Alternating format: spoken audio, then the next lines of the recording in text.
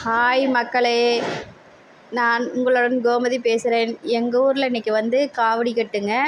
Night March 27 காவடி கட்டினதுங்க. Night வெடி பூசையாக வைங்க. இன்றைக்கி காலையில் வந்து கிளம்புறதுங்க. மார்ச் இன்னைக்கு 28 சனிக்கிழமைங்க. இன்றைக்கி வந்து கோயிலுக்கு போகிறாங்க. சிவன்மலை, சென்னிமலை, பழனிங்க.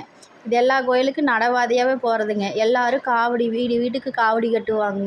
காவடி கட்டி ஒவ்வொரு மலையிலையும் கொண்டு போய் செலுத்திட்டு போவாங்க. போகிற வழியிலேயே அன்னதானமெல்லாம் சாப்பாடு செஞ்சு சாப்பிட்டுக்கிட்டே நடவாதையில் போவாங்க. எல்லாருமே நடந்து தாங்க போவாங்க. லேடிஸும் போவாங்க, ஜென்ஸும் போவாங்க, எல்லாமே போவாங்க.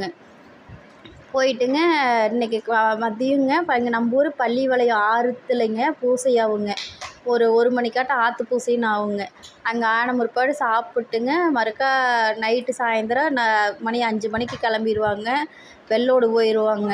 வெள்ளோடு போயிட்டாங்களா நைட்டு வந்து சாமி கும்பிட்டு சாப்பிட்டு படுத்துக்குவாங்க. படுத்துட்டு காலையில் எந்திரிச்சது கோயிலுக்கு போயிடுவாங்க. சிவன்மலை போயிட்டாங்கன்னா அங்கேருந்து சாமி கும்பிட்டு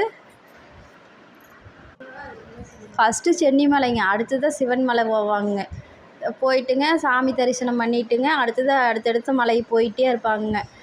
பங்குனி உத்தரத்துக்கு வந்து பழனிக்கு வந்து புதன்கிழமை காலையில் போயிடுவாங்க. உத்தரத்தன்னைக்கு அங்கே கொண்டு போய் காவடி செலுத்திடுவாங்க.